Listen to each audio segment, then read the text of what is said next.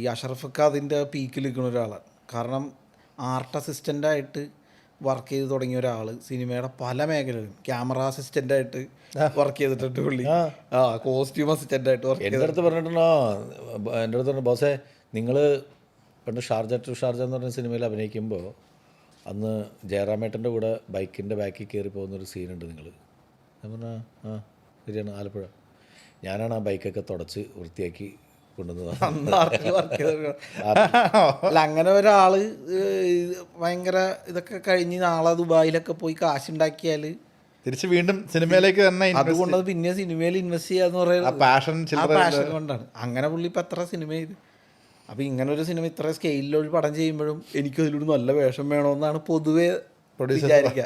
ഇത് പുള്ളി ഇതിൽ പുള്ളി അഭിനയമോഹിയാന്ന് പറഞ്ഞിട്ട് ഇക്ക തന്നെ പുള്ളിക്ക് ഒരു ചെറിയ വേഷം അത് വായി തന്നെ ചെയ്യുന്ന അങ്ങനെ ചെറിയൊരു വേഷമാണ് പുള്ളി ചെയ്തിട്ടുള്ളത്. പാർട്ടിസിപ്പേഷൻ മാത്രമേ ഇപ്പോൾ അത്രയും ചിന്തിക്കാൻ പറ്റുള്ളൂ. അതിൽ പിന്നെ നമുക്ക് വേണ്ടിയിട്ട് ഈ സിനിമയിൽ ശങ്കർ മഹാദേവൻ, ശ്രേയ ഘോഷൽ, ഹനാൻ ഷാ, ചിത്ര ചേച്ചി ഇവരൊക്കെ പാടുന്നതെന്ന് പറയുമ്പോൾ ഈ നല്ല എക്സ്പെൻസീവാണ് പാട്ടുകാർക്ക് കൊടുക്കേണ്ട കാശ്.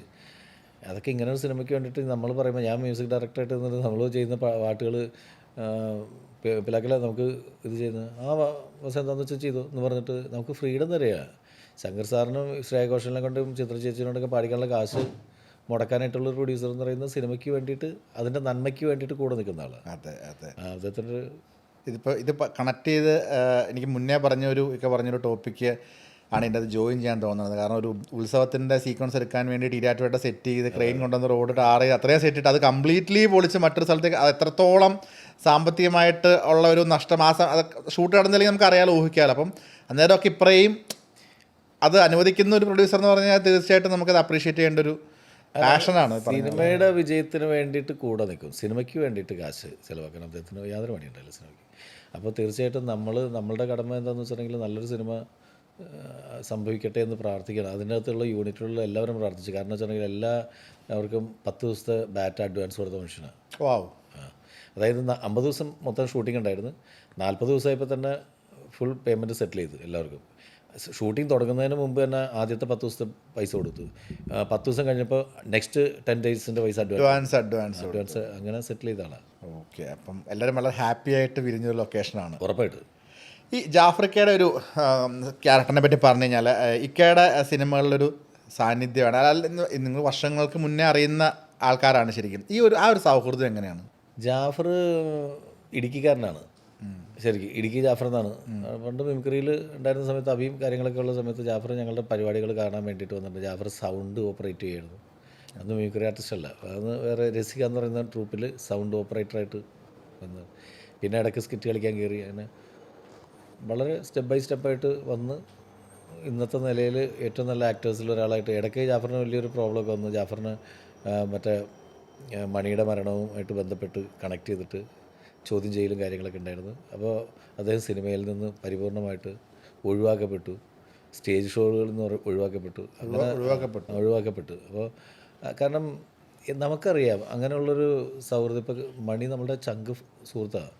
ഒരിക്കലും ജാഫറോ അല്ലെങ്കിൽ നമ്മളോ ആരെങ്കിലും മണിക്ക് വേണ്ടിയിട്ട് നമ്മൾ പ്രാർത്ഥിക്കാൻ മണിയുടെ കൂടെ നിൽക്കുകയല്ലാണ്ട് ഒരു ഉപദ്രവം വരുന്ന തരത്തിൽ ആരും ചിന്തിക്കുക പോലും ഇല്ല എന്നുള്ളത് എല്ലാവർക്കും ഫ്രണ്ട്സിന് അറിയാവുന്നതല്ലേ. അപ്പോൾ അങ്ങനെ ഒഴിവാക്കപ്പെടുന്ന സമയത്താണ് ഞങ്ങൾ കട്ടപ്പന ചെയ്ത സമയത്ത് കട്ടപ്പന ഋതിക് റോഷനിൽ ജാഫറിനെ വിളിച്ചിട്ട് ഒരു ചെറിയ വേഷം.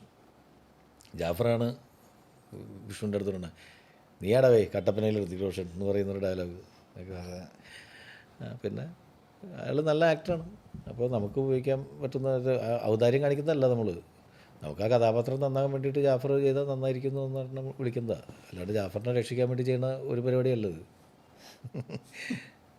അന്നും സുഹൃത്തുക്കൾക്ക് വേണ്ടിയിട്ട് നിൽക്കുന്ന ഒരു വ്യക്തിയാണല്ലേ നാദിർ ഷാ എന്ന് പറയുന്നത്. പണ്ടത്തെ ആരാണ് സലീമേട്ടനാണോ പറഞ്ഞിട്ട് നാദിർ ഷാ മറ്റേ നമ്മുടെ തുമ്പ പോലെയാണ്. തുമ്പ എവിടെ നിൽക്കും, തുമ്പയിൽ നിന്ന് റോക്കറ്റുകൾ മുകളിലേക്ക് പൊക്കൊണ്ടേയിരിക്കും എന്ന് പറഞ്ഞ പോലെ ഞാൻ മറ്റൊരു ഇൻ്റർവ്യൂവിൽ കേട്ടിട്ടുണ്ടായിരുന്നു. മറ്റേ എനിക്ക് നമ്മളുടെ തന്നെ ഇൻ്റർവ്യൂവിലാണെന്ന് തോന്നുന്നു, ജാഫ്രിക്കയ്ക്ക് സാമ്പത്തികമായിട്ട് കൊടുത്താൽ അത് ശരിയാവില്ല, അതിന് പകരം വേഷങ്ങൾ കൊടുത്ത്.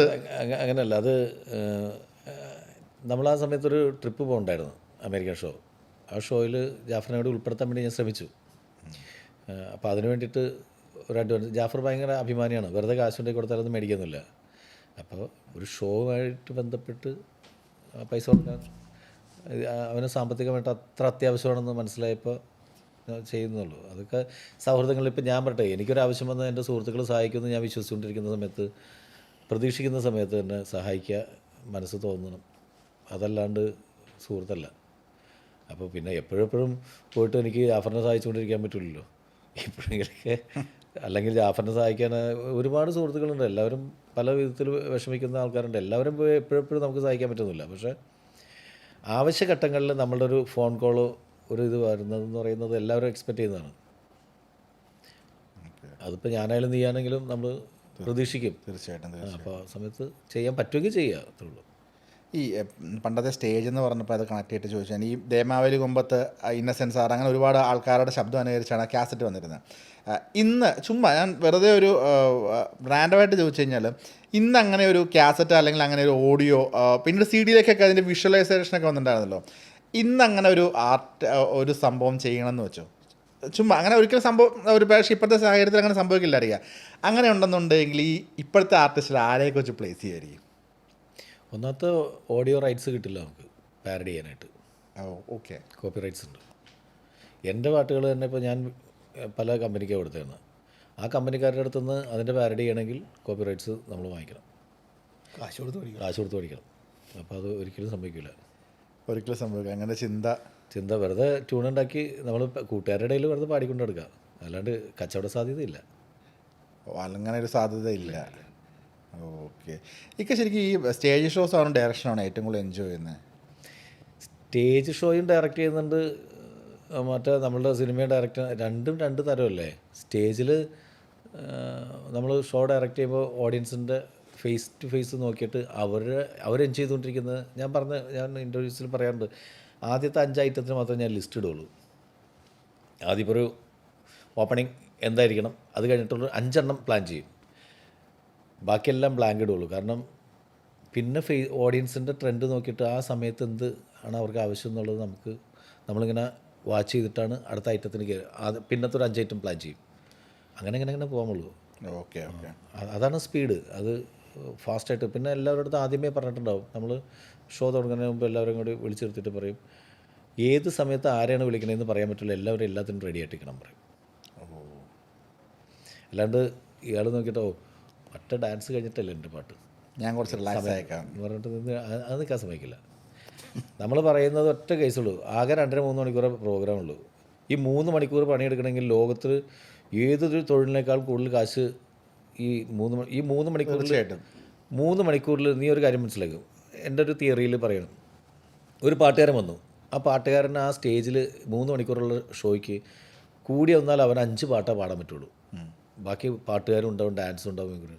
ഈ 5 പാട്ട് പാടുന്നതിന് അത്യാവശ്യം പേരുള്ള ഒരുത്തനാണെങ്കിൽ, ഒരു ചെറിയ പേരുള്ള ഒരുത്തന് 50,000 രൂപ വാങ്ങിക്കും 5 പാട്ടിന്. ഈ 5 പാട്ടിന് ടോട്ടൽ ഡ്യൂറേഷൻ എത്രയെന്ന് അറിയോ? 5 മിനിറ്റ് വെച്ച് കൂട്ടിക്കോ. 25 മിനിറ്റ്, അരമണിക്കൂർ അങ്ങേറ്റം. അല്ല, 25 മിനിറ്റ് അവൻ്റെ ആൾക്കാരുടെ അടുത്ത് സംവദിക്കുന്നതെല്ലാം കൂടി അരമണിക്കൂർ.